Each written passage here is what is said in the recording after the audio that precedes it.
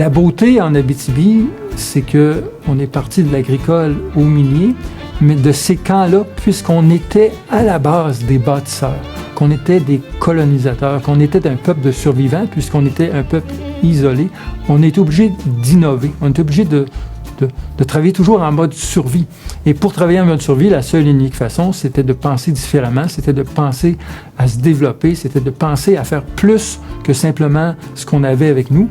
Et ce qu'on voit aujourd'hui en Abitibi, ce qui s'est développé à cause de cette mentalité de colonisateur, on voit apparaître toute une filière au complet qui va au-delà de simplement la mine. Tous les centres de recherche qui se sont greffés autour de ça, toute la formation. Ici en Abitibi, on est rendu où on peut former du secondaire jusqu'au 3e cycle universitaire. On a en fait 7 grosses entreprises, mais environ 350 qui gravitent autour. Et ces 350-là sont pour la plupart détenus par des francophones. Il se promenait dans la tourbe, dans l'argile.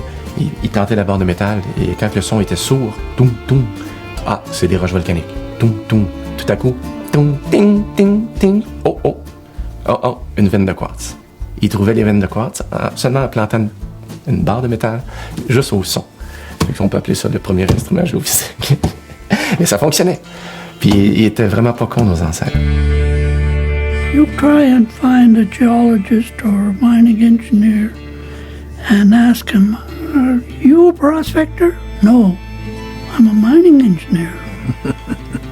"Or I'm a geologist." Yeah. You even talk to a geologist and you don't call him a doctor, he gets mad at you. So really, we're a dying breed.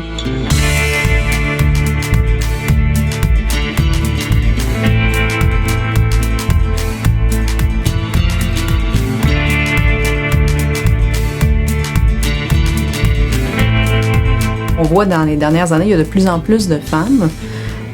Je me rappelle au début, quand j'ai commencé ma formation, j'allais dans des colloques, puis il y avait très peu de femmes dans l'audience. Et là, maintenant, il y en a de plus en plus.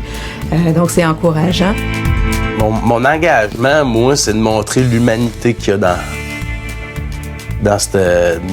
le business.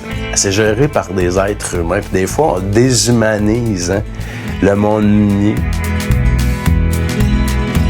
Un de nos travailleurs qui a commencé à tester un de nos nouveaux prototypes, puis qui nous a dit, il dit, cette machine-là, c'est merveilleux parce que j'arrive le soir, puis j'ai encore la force puis l'énergie de prendre mes enfants. C'est là que tu vois que ton travail fait la différence. Imaginez, vous amenez dans le bois avec moi pour voir que ce que je fais comme travail, puis c'est ça qui est hot, puis c'est ça qui est bien.